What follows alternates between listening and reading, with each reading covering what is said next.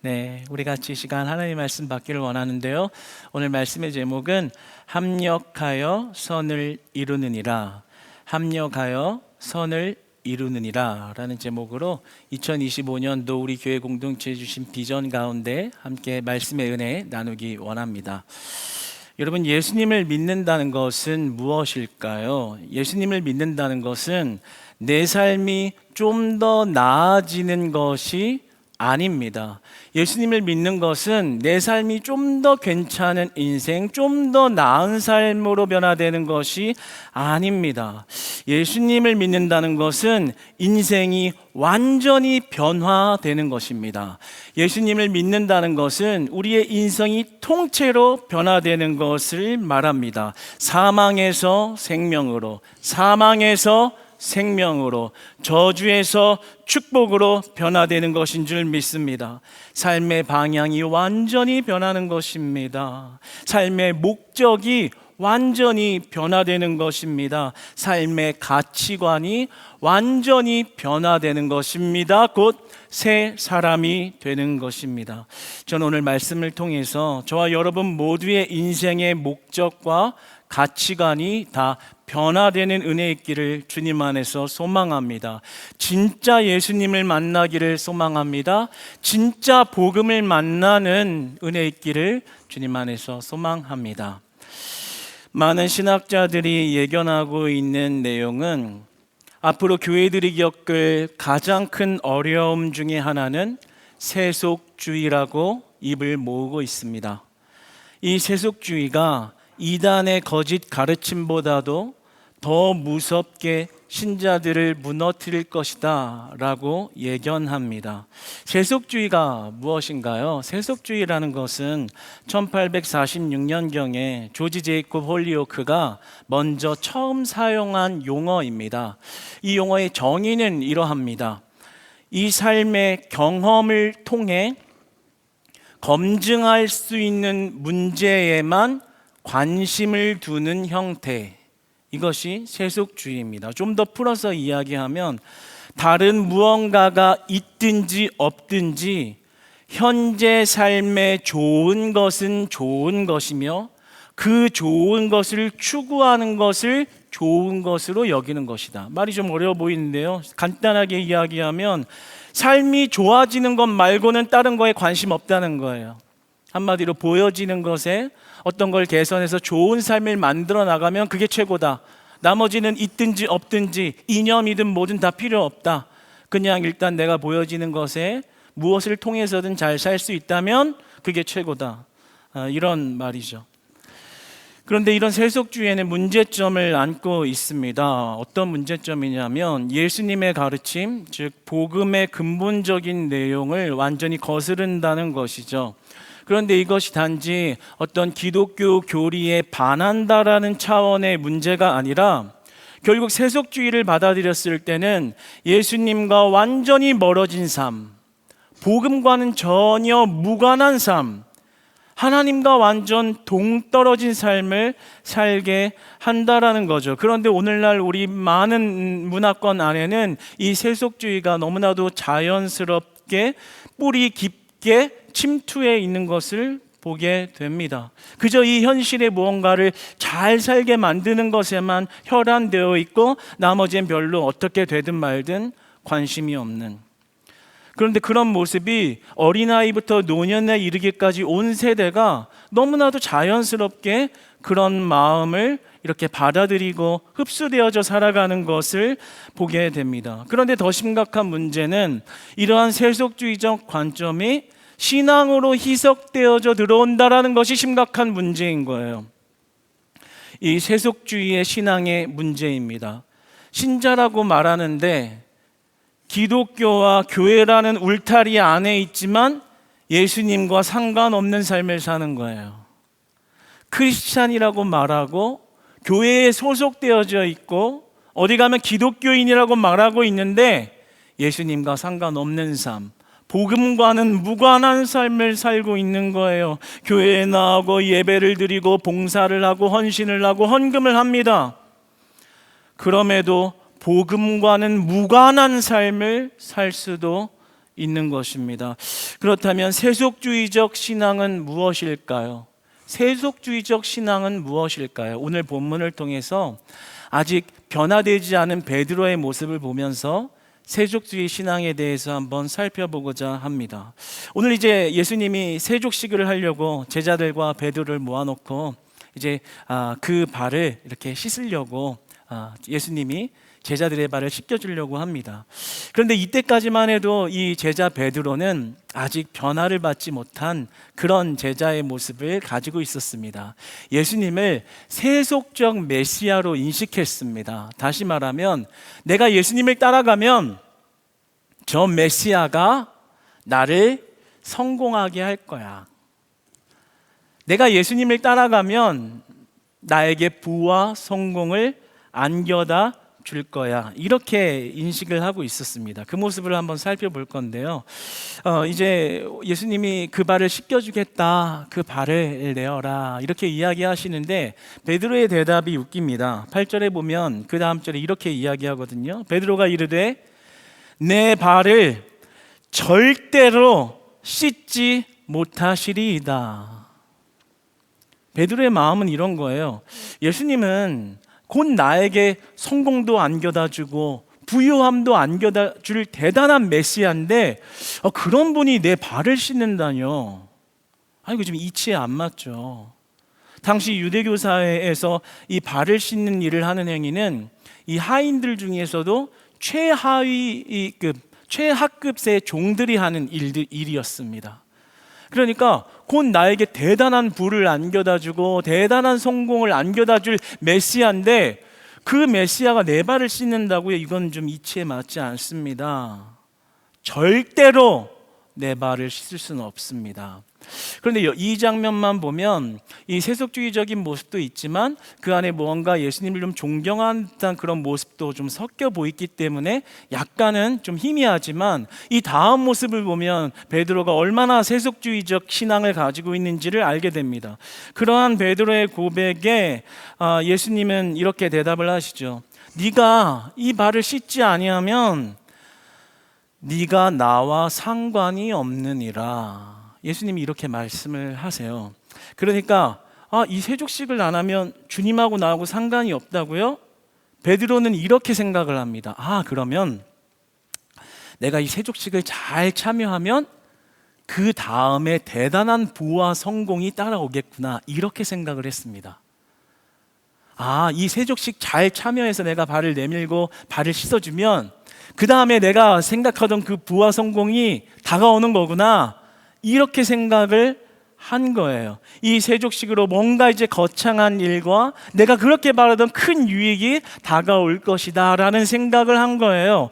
그리고 나서 베드로가 진짜 재미있는 대답을 하죠. 9절에서는 이렇게 이야기를 합니다. 시몬 베드로가 이르되 주여 내 발뿐 아니라 손과 머리도 씻어주옵소서. 베드로가 베드로 했어요. 베드로 했어요. 정말 화끈한 남자예요. 물 들어왔을 때 노젓자. 이렇게 생각을 한 거예요. 세족식만 잘하면 내가 성공과 물을 얻는다고. 그러면 물 들어왔을 때 노져보자. 주님, 발만 씻지 마세요.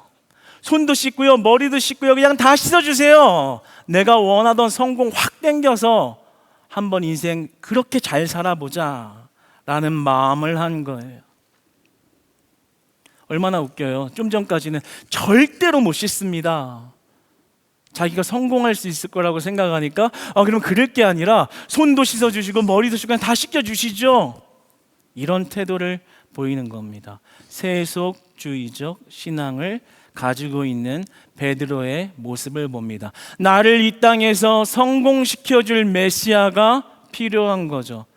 나를 잘되게 할, 나에게 부를 안겨줄, 나에게 성공을 안겨줄 메시아가 필요했던 겁니다. 이게 바로 세속주의적 신앙입니다. 복음을 따르는 게 아니라 나를 잘되게 할 복음, 나를 부요하게 할 예수님, 나를 성공시킬 예수님이 필요하기 때문에 따르고 있는 모습, 세속주의적 신앙인 겁니다. 복음을 따르고 있는 게 아니에요. 근데 아직 베드로는 그렇게 변화를 받지 못해서 자신의 성공과 부유함을 원하면서 그렇게 메시아 예수 그리스도를 따르고 있었습니다. 그런데 어떻게 이게 베드로만의 모습일까요?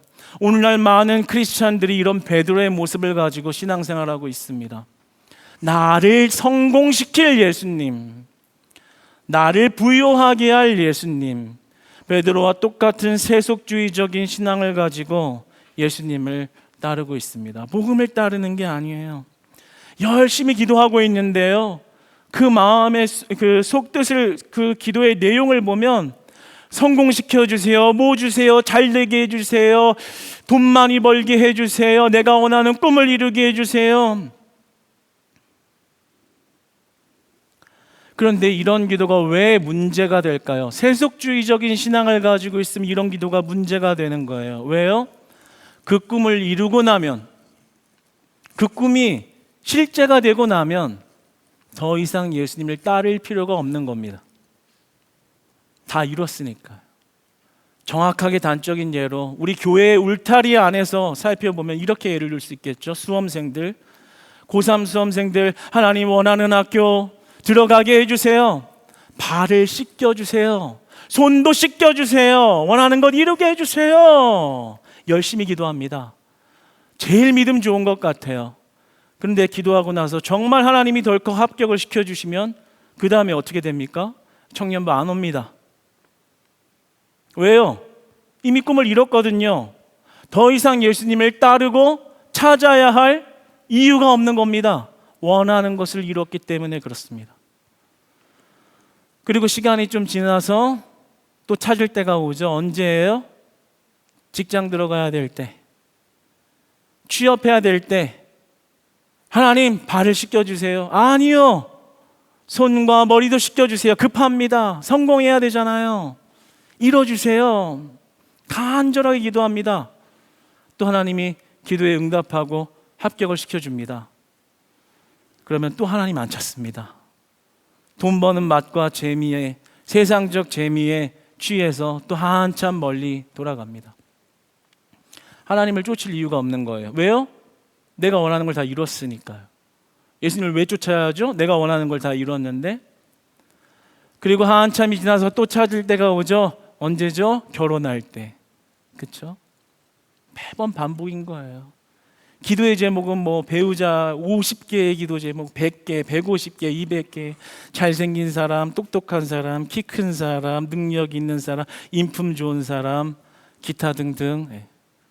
니는 우리가 항상 그렇게 세속주의적 신앙을 가지고 주님을 따를 때 그 꿈이 이루어지고 나면 더 이상 주님을 찾을 필요가 없는 것, 그게 바로 세속주의 신앙의 문제가 된다라는 거예요. 하나님께서 우리의 간절한 기도에 응답하시는 이유는 그 기도에 응답하신 하나님을 만나게 하심으로써 이제 내 인생은 다 하나님께 달려 있습니다. 어떤 일이든 하나님 의지하겠습니다. 이 문제 하나님 해결하신 걸 보고 하나님 살아계신 걸 알았습니다. 내 인생 하나님께 맡겨드립니다. 이거를 깨닫게 하려고 주신 건데요. 세속주의 신앙을 가지고 있으면 그 꿈만 위하여, 내 성공과 부를 위하여 예수님을 찾았기 때문에 그것이 이루어지고 나면 더 이상 예수님을 따를 필요도 찾을 필요도 없는 거예요. 오늘 베드로가 그런 모습을 가지고 있었고, 오늘날 많은 크리스찬들이 그런 모습으로 예수님을 열심히 쫓고 있는지 모르겠습니다. 여러분, 오늘 우리 크리스찬 교회에 2025년 합력하여 선을 이루느니라라는 비전을 주셨습니다. 이 선을 이룬다는 말이 여러분에게는 어떻게 들리나요? 어떤 사람들은 어떤 모양이든 결국엔 잘 되게 하실 거야, 부하게 하실 거야, 어쨌든 성공시키실 거야, 이런 메시지로 은연중에 생각하고 있는지 모르겠어요. 그런데 오늘 말씀을 통해서 저는 이 합력하여 선을 이룬다는 말씀의 근본적 의미를 깨달아 우리의 삶의 방향이 복음을 향하고 예수님을 향하는 변화 있기를 원합니다. 세속주의 신앙이 청산되기를 주님 안에서 진심으로 축복하고 소망합니다. 선을 이룬다는 것은 하나님의 뜻과 계획이 이루어진다는 것을 의미합니다. 선을 이룬다는 말은 하나님의 뜻과 계획이 이루어진다는 것을 의미합니다. 즉, 우리의 삶을 복음의 초점에 맞추라는 거예요. 나의 부와 성공으로 자꾸 예수님을 찾지 말고 이미 그 목적과 방향 자체가 예수님, 복음에 초점을 맞추라는 것을 말씀하는 겁니다. 자, 오늘 베드로를 보자고요. 오늘 베드로는 어떠합니까? 정말 내 성공과 내 부를 위해서 예수님을 따르고 있었잖아요. 근데 그런 베드로의 모습을 알면서 예수님은 그 베드로 앞에 무릎을 꿇고 그의 발을 씻겨주기 시작합니다.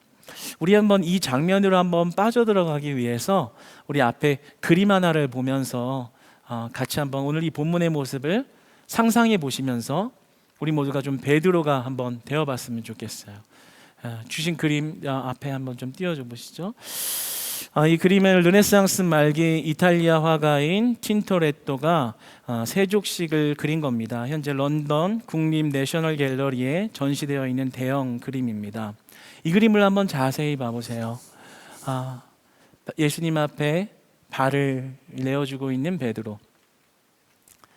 내가 성공할 거야, 부를 얻을 거야 라는 마음에 가득 차서 예수님 앞에 발을 내어주고 있는 베드로. 그리고 무릎을 꿇고 그 발을 닦아주는 예수님. 한번 이 그림을 자세히 보시면서 한번 생각해 보시면 누가 주인처럼 보이고 누가 하인처럼 보이나요? 예수님은 무엇을 베드로에게 말해주고 싶었을까요?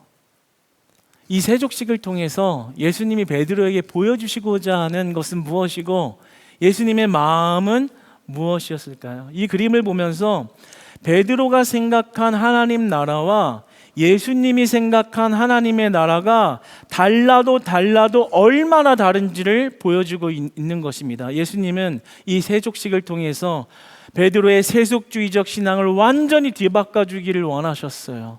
예수님은 이 세족식을 통해서 우리의 세속주의 신앙을 완전히 청산하기를 원하시는 겁니다. 예수님은 7절에서 이렇게 말하죠. 오늘 본문에 내가 하는 것을 네가 지금은 알지 못하나 이후에는 알리라. 내가 지금 이렇게 발 씻잖아. 내가 왜 이렇게 무릎을 꿇고 씻는지 모르지. 근데 이후에는 알게 될 거야. 이렇게 아주 비장한 말씀을 하시죠. 이후에 알게 된다는 말은 나중에 예수님이 십자가를 지고 죽으시고 부활하시고 승천하는 걸 보면 네가 그때 내가 왜 네 앞에 무릎을 꿇었는지 알게 될 거야. 이렇게 말을 하시는 겁니다. 무슨 말이겠어요? 예수님은 이 땅에 사람 머리 위에 군림하러 온 우두머리 메시아가 아니라 이 땅의 가장 낮은 곳에 죽기 위하여 죄인들을 섬기기 위해 죽으러 온 섬김의 메시아라는 것을 말씀하고 있는 겁니다. 무릎을 꿇음으로써 베드로야, 내가 네 머리 위에서, 사람들 머리 위에서 모든 부와 성공을 거머쥐고 모든 것을 다스리고 진두지휘하려고 이 땅에 온 게 아니라 내가 지금 네 앞에 무릎을 꿇어서 가장 낮은 종들이 하는 일로서 무릎을 꿇었듯이 이 세상에 가장 비천하고 가장 낮은, 가장 비참한 죽음을 맞이하는 그곳에서 이렇게 무릎을 꿇듯이 나는 그곳에서 섬기며 죽을 거야. 예수님은 세족식에서 무릎 꿇는 겸손과 섬김을 보여주면서 곧 십자가에 달려가 돌아가실 그 예수님의 사역을 보여주고 계셨습니다. 곧 이 땅에 오신 목적을 보여주신 거죠. 내가 왜 왔는지 결국 가장 낮은 모습으로 가장 연약한 모습으로 가장 낮고 낮은 곳에서 섬겨서 그 죄인들을 또 우리들을 구원하기 위해서 오셨다라는 거죠. 그래서 요한복음 4장 34절에서는 예수님의 이러한 행동이 예수님의 인품에서 나온 것이 아니라 나를 보내신 이의 뜻을 행하기 위해서, 선을 이루기 위해서 아버지의 뜻에 초점을 맞추고 복음에 초점을 맞추고 한 믿음의 순종이라는 것을 이야기하고 있습니다. 그러니까 아버지의 뜻은 뭐예요? 우리가 하나님의 뜻을 구합니다. 뜻을 구합니다. 무슨 뜻을 구한다는 거예요? 이 세상에서 가장 낮고 비천한 자리, 그 십자가의 자리. 제자들의 머리 위가 아니라 사람들의 머리 위에 서려고 성공하기 위해서 부를 갖추고 내가 남들을 이렇게 짓밟고 그리고 남들을 이렇게 진두지휘하기 위해서 서려고 노력하는 것이 아니라 오히려 반대로 그 발 아래 그 발을 씻는 종의 자리로. 그러니까 우리가 하나님의 뜻 가운데 살겠습니다 라는 거는요, 내 인생 잘 살게 해주시고 번영케 해주시고 부를 얻게 해주시고 성공하게 해주세요 라는 것이 아니라요, 하나님의 뜻을 이루는, 선을 이루는 목적이 있는 거예요. 뭐예요? 영혼 구원 사역을 위해서 희생하는 일에 있는 겁니다. 저는 이런 데서 아멘이 크게 나왔으면 좋겠어요. 여러분, 하나님의 뜻은 내 인생 크게 잘 성공하고 잘 먹고 잘 살아서 예수님의 은혜 받았다라는 것도 이 은혜의 한 영역이지만, 하나님의 뜻을 이루는 건 그런 게 아닌 거예요. 복음에 초점을 맞추신 예수님이 높은 자리에 갈 수 있었지만 가장 낮은 자리를 향하셨듯, 우리가 하나님의 뜻을 향한다? 높은 자리를 향하는 게 아니라 가장 낮은 자리를 찾아야 하는 거예요. 예수님이 제자들 앞에 무릎을 꿇었듯, 결국에는 그 다음에 십자가를 지셨듯, 우리는 자꾸만 높아지려고, 내가 더 잘 나가려고 예수님을 이용하는 게 아니라 예수님이 영혼 구원 사역을 위해서 십자가 지신 그 자리를 향하는 것이 예수님의 뜻이고, 우리가 그 뜻에 순종하는 길이 되는 것입니다. 그러니까 우리가 쫓아야 할 삶은 무엇입니까? 부와 성공과 번영의 삶을 계속 쫓아가는 것이 아니라 하나님의 뜻을 쫓아야 하는 것이죠. 영혼 구원 사역을 위해서 희생할 줄 아는 것, 영혼 구원 사역을 위한 것이라면 겸손하여 섬길 줄 아는 것, 그러한 일을 우리가 삶에서 행하고 있다면 그 자리가 초라하고 멸시받고 가난하고 연약한 자리라 할지라도 하나님 보시기엔 그 자리가 실패가 아니라는 거예요. 그 자리에서 선이 이루어진다라는 거예요. 그 자리에 예수님이 있다라는 거예요. 그 자리에서 예수님이 영광을 받으신다라는 거예요. 근데 우리는 복음의 길을 몰라요. 은혜 받으면 예수님 은혜 받은 게 단 줄 알아요. 기적을 받으면 예수님을 다 경험한 줄 알아요. 그러나 예수님의 선하심의 완성은 오늘 제자들 베드로의 발 아래 무릎을 꿇고 십자가에서 달려 돌아가시는 것으로 완성을 이루셨습니다. 제가 전도사 시절에 저희 교회 사무실에 한 노숙자가 찾아온 거예요. 근데 돈을 좀 달라는 거예요. 저도 그 거지 노숙자와 별반 다르지 않은 형편인데 정말 사실은 당신이나 나나 비슷해요. 이렇게 얘기하고 싶었는데 그럴 수는 없잖아요. 그래서 이제 제가 이렇게 사무실에 보니까 1,000원짜리 한두 개 있더라고요. 이거밖에 못 드려서 죄송합니다. 더 드리고 싶은데 돈이 없어요. 근데 이렇게 발을 보니까 신발끈이 이렇게 풀어졌는데 다리를 좀 살짝 저으시더라고요. 그래서 제가 신발끈이라도 좀 묶어드릴게요. 이렇게 막 무릎을 꿇고 이렇게 묶어드렸어요. 그래서 정말 물론 아쉽지만 이렇게 잘 가시고, 일단은 예수님 꼭 믿으시고, 예수님 믿으면 우린 성공하는 겁니다. 예수님 믿으세요. 이렇게 해서 이렇게 보냈어요. 그런데 가서 이제 어쨌든 손을 이렇게 씻는데 3번, 4번, 5번 비누를 씻어도 냄새가 가시지를 않는 거예요.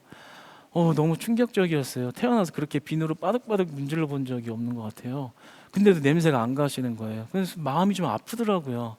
도대체 이분이 어떤 인생을 살고 있는 걸까? 또 이 교회를 나가서는 또 어떤 길거리를 방황하면서 도대체 어디서 잠을 자고 이렇게 돌아다니길래 이 끈 한 번 맨 것으로 손에 냄새가 가시지 않을 정도의 삶이 도대체 어떻게 살고 있는 걸까? 그래도 예수님 믿으라는 말 전하고 이렇게 보낸 것이 참 마음에 그래도 다행이다라는 생각을 했는데요. 여러분, 우리가 삶에서 자꾸만 높아지려고 하고요, 예수님 믿으면 뭔가 큰 기적 받고 부를 이루고 성공을 이뤄야 큰 은혜를 받았다고 생각합니다. 그럼 예수님이 그런 길을 걸어가셨다면 우리도 그렇게 걸어가면 되죠. 근데 예수님이 걸어가시는 게 그 길이 아니라고요. 오히려 정말 노숙자 같은, 정말 누가 거들떠보지 않는 사람에게 무릎 꿇을 수 있고 그 사람을 바라볼 수 있고 그 사람에게 예수님을 전하기 위해서 무언가를 하고 있다면 예수님 그곳에 계시다고요. 예수님 그곳에 계시다고요. 내가 내 이름 내고 높아져서 뭔가 잘했다고 떵떵거리면 은혜 받고 축복 많이 받았다고 자랑하는 자리에 없으셨다고요. 이 성경에 어디에 예수님이 그런 자리에 서서 군림을 했나요? 그러니까 우리가 세속주의적 신앙을 가지고 자꾸만 예수님을 따르면 결국엔 내 부와 내 성공을 향한 길일 뿐이지, 결국에는 종교 행위와 그리고 결국에는 종교 행위만 남고 결국에는 내 욕심의 완성만 이루는 자리에 설 뿐이지 복음이 있는 자리가 아니라고요. 하나님이 원하시는 뜻의 자리가 아니라고요. 저는 오늘 이 말씀을 통해서 저와 여러분의 세속주의 신앙이 완전히 청산되고 이제 삶의 목적과 방향이 좀 완전히 변화되어서 우리의 초점이 예수님을 향하기를 원합니다. 예수님이 무릎 꿇은 그 자리에 우리가 있기를 원합니다. 예수님이 십자가를 향한 그 발자취를 따라 걸을 수 있는 은혜가 저와 여러분 가운데 있기를 주님 안에서 진심으로 축복합니다. 우리의 인생의 목적이 바뀌어야 돼요. 나 잘 살아야지가 아니라 하나님의 뜻의 목적을 두는 거예요. 그러면 여러분의 직장과 건강과 능력의 방향이 다 바뀌는 거예요. 하나님, 이 직장에서 다니는 일로 하나님의 영광 나타내게 해주세요. 하나님 나라 영혼 구원 사역 하는데 쓰임 받는 일 되게 해주세요. 달란트 되게 해주세요. 경제적인 활동 되게 해주세요. 여러분, 이제부터 여러분 기도가 좀 바뀌었으면 좋겠습니다. 하나님, 내가 열심히 하면, 내가 하나님 열심히 섬기면 내 가정 얼마나 축복하는지 내가 한번 보겠습니다. 이게 아니라요, 하나님, 주님의 뜻에 나의 가정을 사용하여 주시옵소서. 하나님, 하나님의 뜻이 어디에 있나요? 내가 나아가야 할 낮은 자리를 알려주세요. 하나님, 그 자리, 오늘 베드로 앞에 무릎을 꿇는 그 자리를 알려주시면 내가 그 섬김의 자리로 나아가기 원합니다. 하나님이 거기에 계십니다. 그곳에 복음이 있습니다. 그곳에서 하나님은 선을 이루시는 분입니다. 여러분, 진짜 이렇게 변화되지 않은 베드로가요, 우리가 잘 알듯이 나중에는 진짜 너무나도 귀한 예수님의 제자가 돼서 정말 변화받은 제자가 되잖아요. 어떻게 나중에 베드로가 변했어요? 역사가 유세비우스의 그 기록에 의하면요, 우리가 알듯 베드로가 십자가 처형을 당할 때 베드로가 거꾸로 매달려서 처형을 당했어요. 그런데 그 역사적 문헌의 기록을 보면, 성경에는 안 나와 있지만 수많은 역사가들이 그 현장에 대한 기록을 기록해 놓고 있습니다. 오리겐도 그랬고, 그 유세비우스는 오리겐의 말을 인용해서 적어놨는데, 결국에 그 십자가형에 거꾸로 매달겠다고 하는 것을 이 베드로가 자청을 해요. 왜요? 나는 예수님처럼 똑같이 매달아주는 게 사치입니다. 거꾸로 매달아서 죽여주세요. 베드로가 도대체 무엇 때문에 이렇게 인생의 초점이 변했을까? 잘 살기를 원했고 더 큰 부를 얻기를 원했던 베드로가 무엇 때문에 이렇게 인생이 완전히 뒤바뀌어서 예수님의 십자가를 따라가는 것을, 그 십자가를 거꾸로 매달는 것이 나에게는 합당했다고 말하는 인생이 되었을까?